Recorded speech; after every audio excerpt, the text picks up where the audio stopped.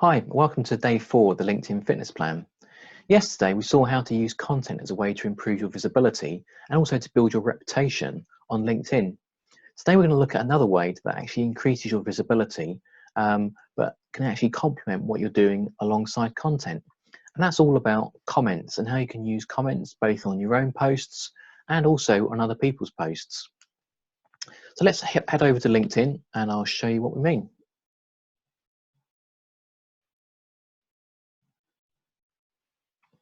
So when we looked at content yesterday, I showed you a piece of content that I created, which was designed to try and create some discussion, to try and create comments from other people.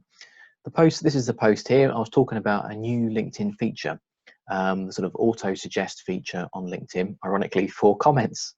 Now, the reason I put this in as a post was because I knew that people would probably have some strong views on it. Anytime anything's being automated, people usually have some strong views on it. And that's exactly what happened. So if you have a look at the comments I got back, these are some of the comments I had from other people about this particular feature of LinkedIn. So one of them was from Judy Parsons, who's in my network, and she kind of agreed with me that it's not such a good idea to automate these comments. I then responded to that, and then Judy responded to my comment. So you can see that actually we had a bit of a conversation going.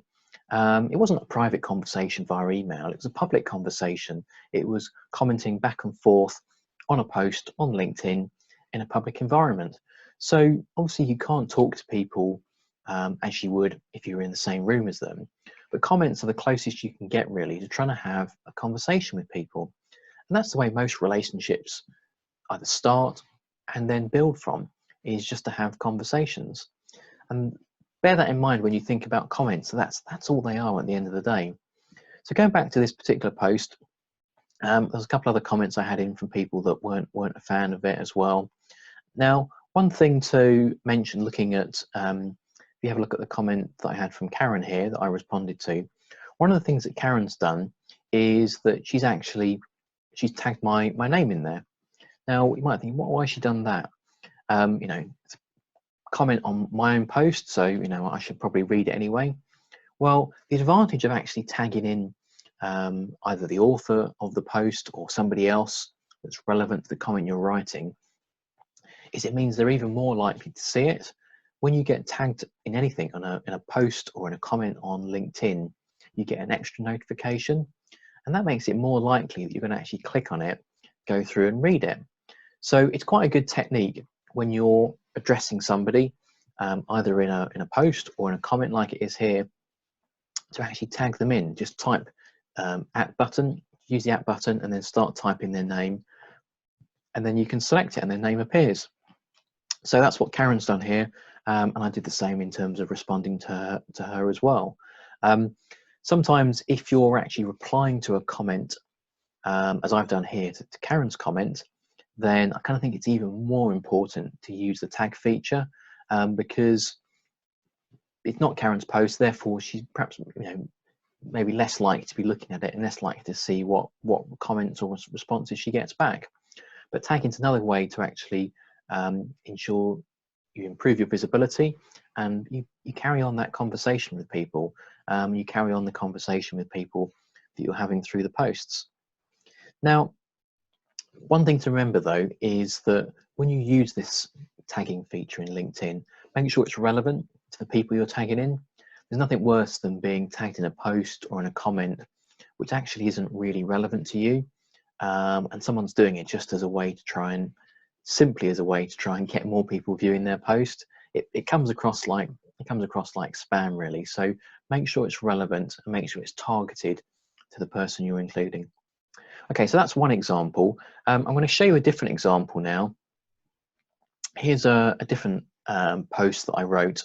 Now, this post wasn't designed to try and generate discussion, wasn't designed to try and generate comments.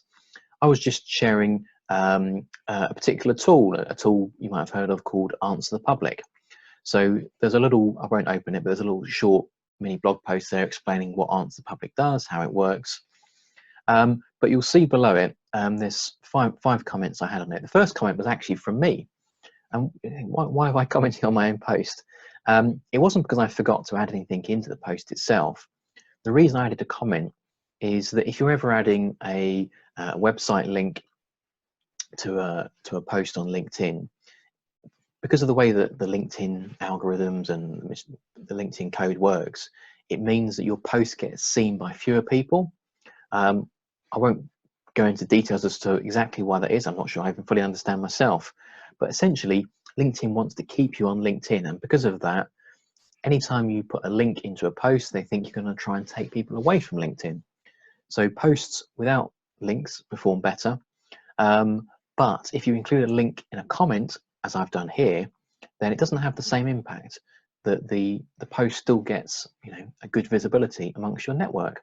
So that's what I've done here. I've talked about the tool in the post, but then I've only included the link in the comment here. And you'll see the more you use LinkedIn, the more you'll see people doing this as quite a common approach. So that's that part of the comment. The other comments I had on this post were from a couple of people in my network, John and Rob. Now, what's great about these comments is I wasn't really soliciting comments. I wasn't really trying to get comments back from people, but the feedback I've had here from John and from Rob is that they both found it a really helpful tip. It was something that they found quite valuable. Now, that's a really useful thing to have for the content that you're creating, because when you create content, obviously you hope people will find it useful, practical, relevant, but you never actually know if you don't get the feedback. So on the one hand, it's great that I've actually got feedback from 2 people and said, yep, you know, it's a great tip, thanks, Rob. But the other reason why that's beneficial is it actually helps improve my visibility, because if someone's received some helpful information from me, then that actually makes me more memorable to them. So getting some comments back like this is really good validation around that, and shows the importance of sharing valuable content, but also seeing the response to it and engaging with it through content as well. So that brings us to the end of today's video for the LinkedIn Fitness Plan. Hope you found it useful. If you haven't done so already, head on over or head back to your email and have a read through today's email for some more tips about how to use comments and how to use messages as well as a way to build relationships and to grow your network on LinkedIn. So I look forward to seeing you tomorrow for the last video in the LinkedIn Fitness Plan. Thanks.